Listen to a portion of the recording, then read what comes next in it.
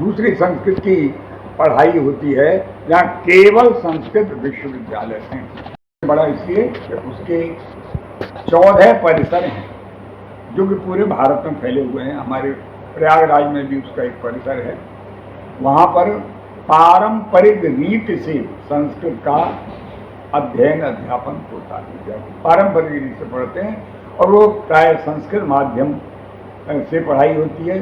शोध कार्य भी संस्कृत माध्यम से होता है और अनेक स्थल, उनमें से अनेक परिसर ऐसे हैं जिनमें बहुत बड़ी संख्या में बड़े बड़े पांडुलिपियाँ, पुरानी पांडुलिपियाँ, जैसे प्रयाग में गंगानाथ झा परिसर जो है उसमें हजारों की संख्या में संस्कृत की प्राचीन पांडुलिपियाँ, जो कभी हाथ से लिखे हुए भोज पत्रों पर और ताड़ पत्रों पर लिखे हुए पुराने पत्र ऐसे लिखी हुई बहुत सी ऐसी पांडुलिपियाँ विद्यमान हैं।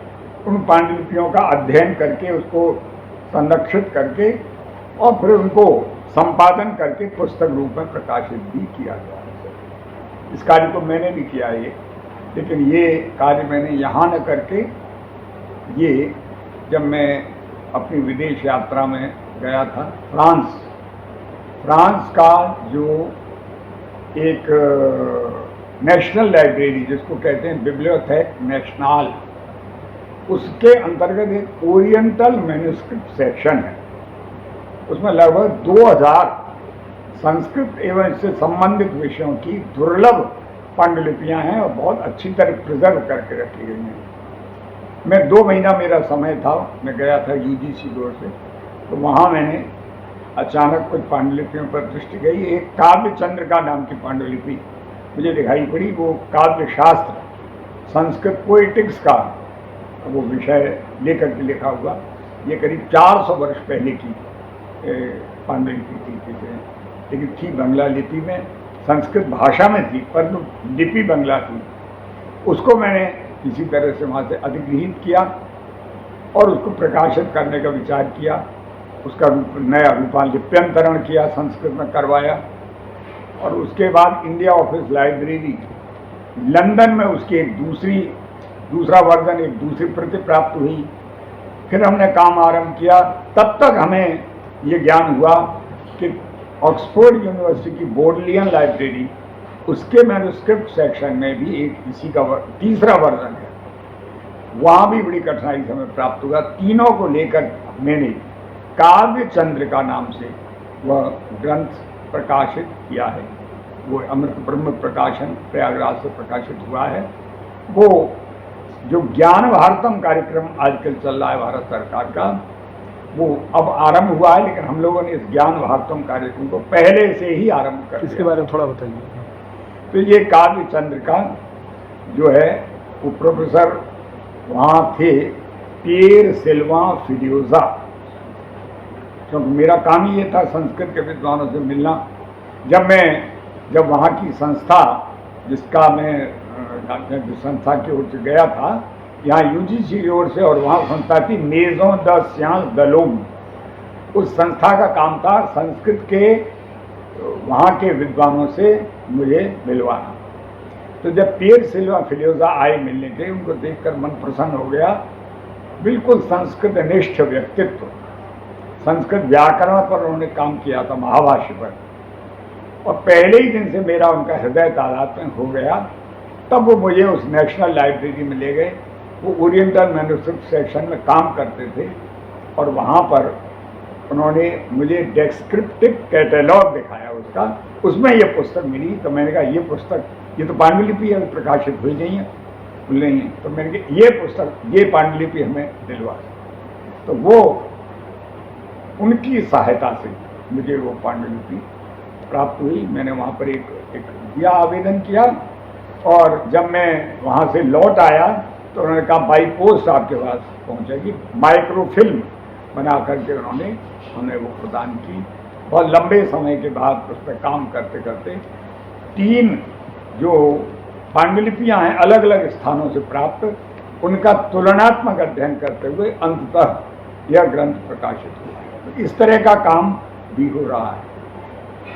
संस्कृत के काम में एक तीसरे प्रकार का ये जो संस्कृत विद्यालय हैं, जैसे ये संस्कृत विश्वविद्यालय हैं, करीब 18 विश्वविद्यालय अब हो गए हैं, उन 18 विश्वविद्यालयों में और उनसे संबंधित संस्कृत पाठशालाएं, उनमें भी संस्कृत की पढ़ाई होती है। वो विशुद्ध रूप से पारंपरिक, वहाँ मॉडर्न ढंग से नहीं पढ़ाई होती है।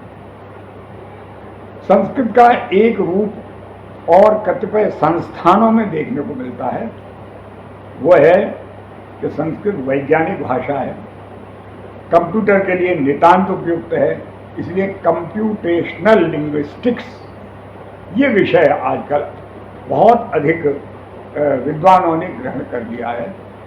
ये मूलतः तो विदेशों से ही आया था, पर हमारे भारतीय विद्वानों ने भी अब ग्रहण कर लिया है, और ये इस पे कई स्थानों जैसे पूना में और पांडिचेरी में एक फ्रेंच इंस्टीट्यूट ऑफ इंडोलॉजी की स्थापना हुई थी 1955 में। वहाँ पर भी बहुत बड़ा काम इसको लेकर के हो रहा है, संस्कृत व्याकरण का कंप्यूटरीकरण, यानी कंप्यूटर के माध्यम से संस्कृत का भाषा का अध्ययन और अध्यापन। संसार की सबसे अधिक वैज्ञानिक, सबसे अधिक व्यवस्थित भाषा संस्कृत है। न संस्कृत में कोई पिछड़ापन है, न संस्कृत में कोई वो है भाषा में। संस्कृत में साहित्य भी जैसा प्राचीन काल में लिखा गया, दोनों तरह का साहित्य है। संस्कृत में ये भी लोग आरोप लगाते हैं कि संस्कृत क्या केवल ब्राह्मणों की भाषा है या केवल हिंदुओं की भाषा है। ऐसा नहीं, अनेक मुस्लिम विद्वान हुए, कवि हुए, आजकल भी हैं जो संस्कृत का अध्ययन अध्यापन जिन्होंने किया और पूरी तरह संस्कृत में उन्होंने जीवन बिताया।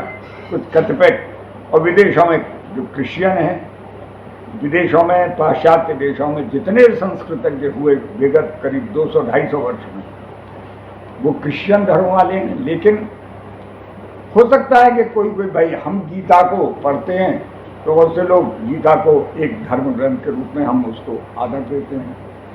वो हो सकता है धर्म ग्रंथ उस तरह का मानते हों, लेकिन गीता को लेकर के गीता निकेतन, गीता आश्रम कहना चाहिए, पूरे विश्व के हर बड़े